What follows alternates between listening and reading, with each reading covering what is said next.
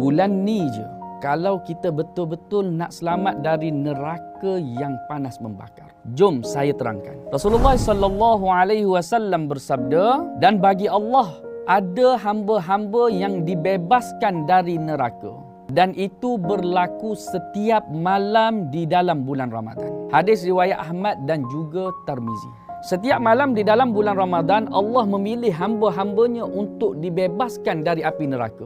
Ini adalah peluang besar untuk kita bertaubat, perbanyakkan ibadah dan mendekatkan diri kepada Allah Subhanahu wa Ta'ala. Mari kita manfaatkan Ramadan ini dengan solat, zikir, sedekah, dan kita muhasabah diri dan baiki diri kita. Semoga kita termasuk dalam golongan yang dibebaskan dari neraka Allah. Amin amin ya rabbal alamin. Manfaatkan Ramadan ini dengan sebaiknya. Jom kita share video ni banyak-banyak, khasnya kepada keluarga kita. Semoga kita semua selamat dari api neraka yang sangat panas. Dan kalau nak tahu lebih banyak lagi tentang agama Islam, ingat Ustaz Kembar Hafaz.